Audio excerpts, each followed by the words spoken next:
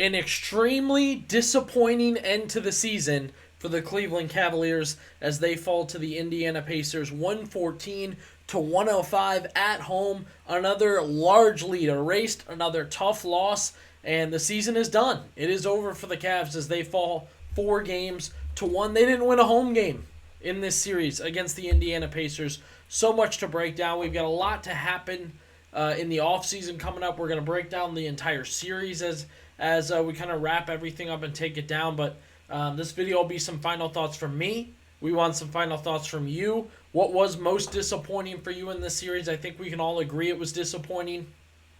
Definitely want to subscribe for all the content we're going to have coming up. Just covering the Cavaliers, the changes they may have to make.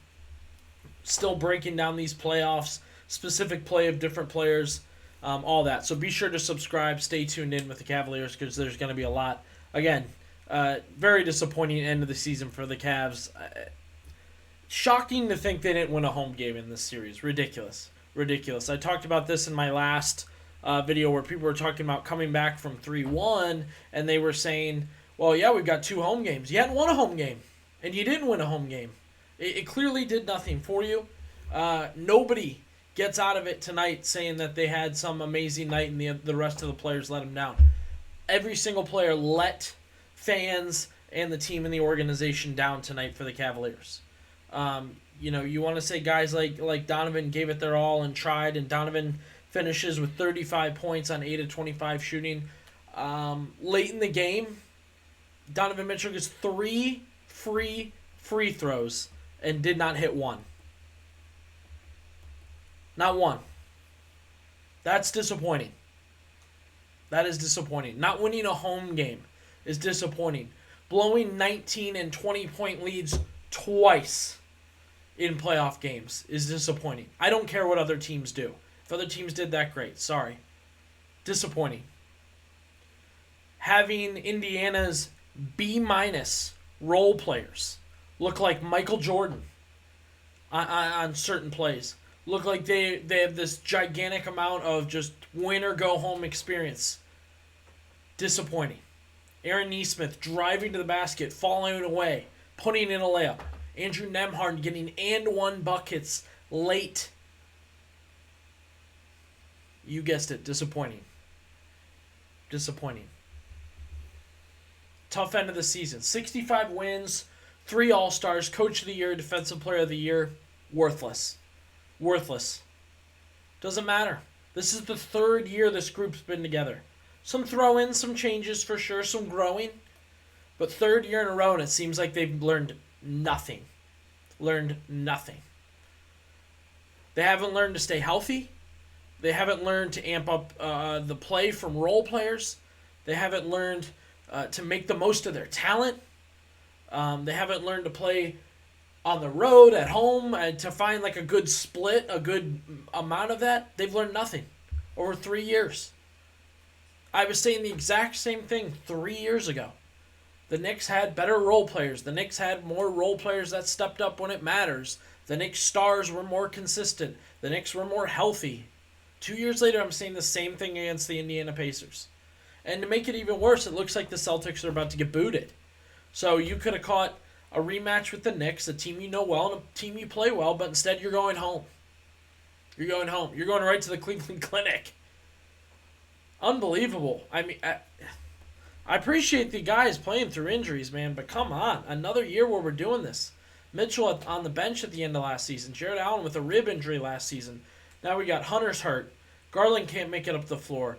Donovan Mitchell's hurt. Mobley, who I thought actually stepped up and played well, still had his problems. Very disappointing. I will say the same thing. So, you can drop down in the comments what was most disappointing for you. For some, it may be the fact that they won 65 games and just didn't do much in the playoffs, which is where we landed. For some, it may be Kenny Atkinson didn't make the difference in the coaching change. Maybe it's Donovan Mitchell. Maybe it's Sam Merrill. I don't know. We're not going to get too much into the roster changes. We'll have time to do that on this channel. That's why you want to be sure you subscribe. Be sure you drop down into the comments. I elaborated on this a little bit, but I want to bring it back up. I don't know what it is, but you're not getting enough from your role players. Other teams' role players are outdoing you. They look like role players that amp it up a level. Your guys either stay even or drop down a level. I mean, what happened to Ty Jerome? I don't care about that little fire burst he had in Game 5. It took till Game 5 to get something out of Ty Jerome. What happened to Dean Wade? What happened to Dean Wade? A guy that outshot the Celtics to help you beat them a year ago in the regular season. Now can't hit a three. Isaac Okoro was the 5th overall pick. Just got a fresh contract. Unplayable. Gives you 0.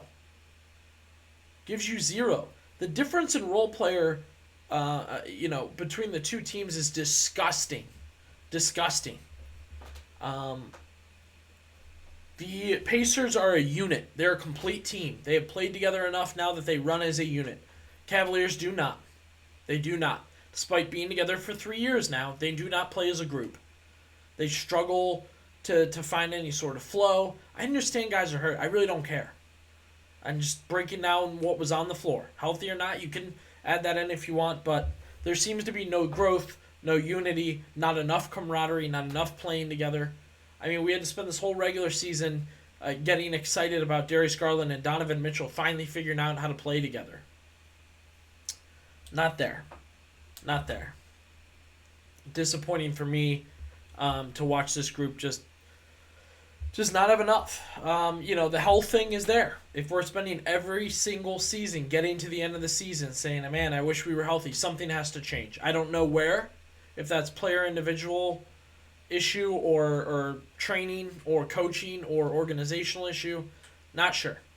Koby Altman doesn't get away with it either. I thought it was a tremendous trade for DeAndre Hunter. I banged the table all season long, begging for Cleveland to get a big, begging for them to get someone who's aggressive, begging for them to get somebody who's physical, and they refused to do it. And I had a lot of people, both in this chat and different places, saying they have Mobley and they have Allen, and they just switch out. Well, how long did it take for Evan Mobley to get hurt, and all of a sudden you're looking sparse at the big man position and the physical position? Because there is none on this team. Shoving somebody after a whistle doesn't make you physical. Okay, it just means you finally snapped. Just means you finally crashed out. Disappointing there. Jonas Valanciunas would have helped somewhere, some way with this team. 65 wins, Defensive Player of the Year, Coach of the Year, worthless. Did not win a home game. Very disappointing there. That's a shocking stat if you would have told me that 3 weeks ago when they wrapped things up with the Heat that they wouldn't win a home game. Extremely disappointing. Donovan Mitchell, for the performance he gave and to get nothing out of the role players, disappointing. For Donovan Mitchell, a star, a guy we banged the table for MVP votes, to miss 3 free throws in the final minutes of this game. Disappointing. Drop down in the comments. Let me know what you thought of this series. What got to you as disappointing, most disappointing for this team as the season wraps up. Again, Cavaliers fall 114-105 to the Indiana Pacers. Season concludes. Be sure to stay tuned with Cavs Digest. We are going to have a lot to talk about.